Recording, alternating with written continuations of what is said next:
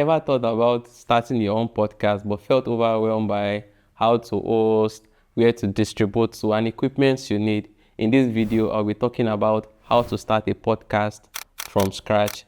We'll be looking at how to pick a name, equipment you need, how to distribute, and even the cost of running one. Let's dive right in. Number one, naming your podcast, the first big step. Before you get a single mic, make sure you get your name right. Here are a few things that makes a good podcast name. Number one, it needs to be searchable, easy to remember, reflects your vibe or your brand, and should also be creative. And so you might need to take out some time to do some research, make sure that this name is not what another podcast already have. Check YouTube, Spotify, search on Google. Just try to look for a name that speaks to your vibe, your brand, what you want to talk about, and it's not something that is already being used before. Number two, what equipment do you really need? Let's talk gear. You do not need a studio costing about millions to start. You can start small. I'll just run through some of the key equipment and things you need for your podcast. Let's start with a studio. Renting a studio in Lagos, Nigeria costs about 70k to 100k per hour. So it just depends. You might find it cheaper or find it more expensive. It just depends on the quality of the space and just how much they are just renting it out. That's for studio space. Let's now talk about cameras. Standard most times or in most podcasts is about 3 cameras. And depending on how much equipment you have available, there are podcasts that use up to 5, up to 6, depending on the shots they want, wide, close up, medium shot of the guests on the podcast. You can start with just one camera. You just need to do the work while editing just to get different views. Once the guest is speaking, you can zoom in into the person and just work with just one camera. The cost for renting a camera also depends on the type of camera, but averagely you get a good camera around 40,000, 50,000 per day for use. The more quality, the more expensive. Let's now talk about mic. For mic also, there are various standard podcast mic, the Rode, the Shure, just different brands, but you can always start small. I use the Rode Wireless GoPro and rent it for about 20,000 per day, just depending. It might be slightly higher or slightly lesser, depending on who is renting it to you and just how much they are renting it out. Let's also talk about stands. So for stands, depending on the number of lights you also have available, stands go out for about 10,000, 15,000 per day. You need maybe a C stand or other kind of stands to have your light on. You can get an Amaran 100X or 150 or 200.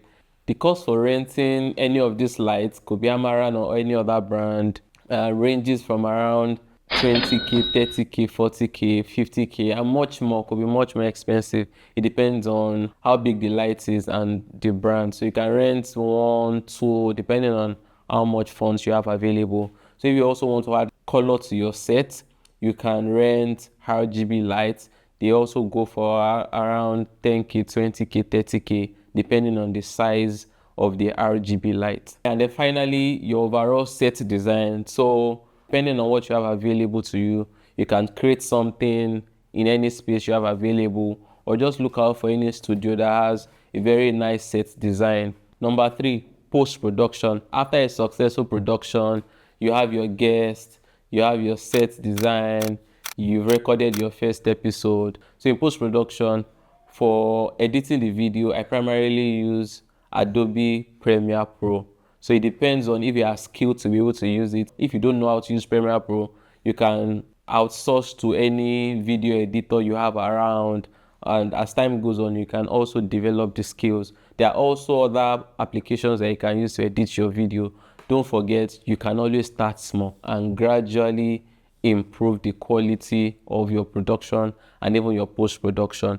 So editing the video, I use Adobe Premiere Pro to edit the long form video and cut out different clips for shorts, which can be posted as YouTube shorts or as reels on Instagram or as TikTok reels. For color grading, at some point I was color grading with DaVinci Resolve, but later I figured out that it takes a lot of time. So I had to just try and reduce how much time it takes. So in a few episodes, I did the color grading in Adobe Premiere Pro just using a free lot I found online. and that actually worked. You can just reduce the intensity. So that's for the video editing. Once you're done, you cut your long form.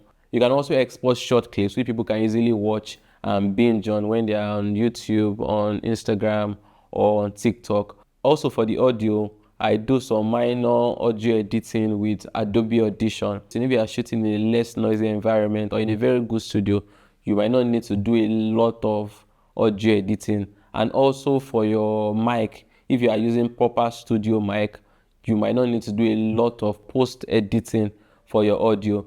But recording in a slightly noisy environment, maybe you have to use a generator, or there are people making noise, you might need to do a bit more work editing the audio. So I usually do some minor editing to my audio in Adobe Audition and bring it back to Premiere Pro to continue editing. So you can do reverb, you can match loudness, you can capture noise prints, and just make it as clean as possible. But even if you are not skilled in doing all of this, you can outsource to someone, or just try to record. The most important work should be done in production, so that you are going to do less amount of work in post-production. And once you have your audio exported as MP3, you can upload to different platforms. Number 4, how to distribute your podcast. There are several platforms to distribute. So you have YouTube audio and video. Audio goes to YouTube Music, while the video on YouTube itself. You have Spotify for audio and video, Apple Podcast, and you can distribute your shorts to Instagram, Facebook, TikTok, and just any platform that accepts videos. So here's the deal. You can just choose one host that can help you distribute to multiple platforms. But sometimes to get access to some of these features, they are usually paid. But if you don't have the funds for that, you can also do the distribution manually by yourself. For video distribution, you can upload your long form video to YouTube and even Spotify. For your audio, you can pick up your RSS feed from Spotify and just link your Apple Podcast together. So once you upload your audio to Spotify, your audio also appears on your Apple Podcast. So for YouTube, once you upload your video, they make your audio available for listeners on YouTube Music. There are other platforms that you can also explore distributing your audios to. Example of platforms that can help you do a lot of this distribution where you have to do a bit less work. We have the Spotify for creators. We have the Buzzsprout, which is beginner friendly. Podbean, this is when you want to scale. You already build a very solid base and you have a lot of funds and resources available to scale to reach a larger audience. Number 5, guest relations, managing your guests, getting your guests, reaching out to them and working with them for all of your episode. If you have a very rich network, you can explore that. You can manage all of your guests with Google Docs or Notion. Just track when you've reached out to them, when they accept, schedule them for any of the days that you have to shoot. But basically, for my own case, I had to start small. I started with my friends. These are people that I already have a relationship with. So it's a bit easy for them to support what I do. Once you want to start reaching out to people that you don't have a very close relationship with, you might need to put something forward and let them know that, oh, this is what is in it for them. It might be that you already have a strong base, you have a strong following. If they come for your podcast, it's an opportunity for them to make more impact or solidify their presence online. But for a starter where you don't have the numbers yet, you don't have that huge amount of subscribers on YouTube or on Instagram, start with people that you have a relationship with. And gradually, after your first episode, after your first season, as you start to build traction, you can then put this forward to people that you don't really have a relationship with. Let them know what your podcast is about, what you do, and just get their buy-in, and you can have them as your guest. Follow up with them, send them reminders, try to find a very good date that works for them and that also works for you. And number 6, some bonus tips. Always batch create as much as you can. Possibly before you even launch your podcast, make sure you have several episodes, 5, 6, 7. It's good to have much more than having too little, because at some point in time, some guests will be busy, they will have to cancel. So just make sure that you have a lot of videos recorded already before you launch. And even while your podcast is ongoing, always try to have several videos ahead just to cover up for days you are not able to shoot, or days that something goes wrong on set or your guest is not around. Always batch create. Number 2, have a backup audio always. You can be recording directly to the camera and also to the receiver. Just make sure that you have a backup audio, so in case one audio did not record, another one can record and you can just have everything going well. Number 3, don't chase perfection. Just continue to show up consistently. Mistakes will happen. Video might not come out as good as you want. Audio might have some issues at different points in time.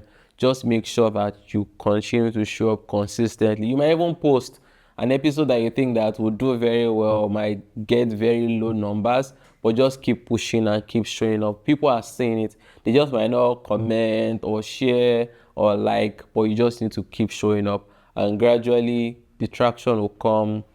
Gradually people will start to recognize what you do and they want to partner and work with you. Just keep showing up. Finally, doing all of this yourself can be very tedious and difficult, except if you are skilled to do a lot of these different things, because having a smooth running podcast has a lot of moving parts. The first season of my podcast, Amazing Experts with Joshua Alani, was produced by Hanvaket. At Hanvaket, which is a media company that I'm also building, we have talented cinematographers, gaffers, producers, sound people to just handle all of the moving parts of having a successful and a smooth podcast. So if you have amazing stuff you want to create, you have a story to tell, just reach out to us on Instagram. You can put up a comment on this video and we'll reach out to you to take it up from there. Having a media house or a production company help you handle all of the moving parts would reduce the amount of stress and can help you focus on the guests, the content, and every other thing you just need to make your podcast successful. Those are the most important things you need to start a podcast, but in all, you can still start small. You don't have the funds to get a studio, you can't get cameras, you can always start with your phone. Any phone you have, any lapel mic you can find. Just try to get the environment as chill as possible and just start. The most important thing is that you have a story to tell. You have something of value that you can share with the world. Don't keep waiting for the perfect gear, all of the equipment. Just start with what you have. And with each episode, with each season, you can keep improving. If you have found this video helpful in any way, just drop a thumbs up, like the video, share, and subscribe to my YouTube channel. Catch you guys on the next one. Bye.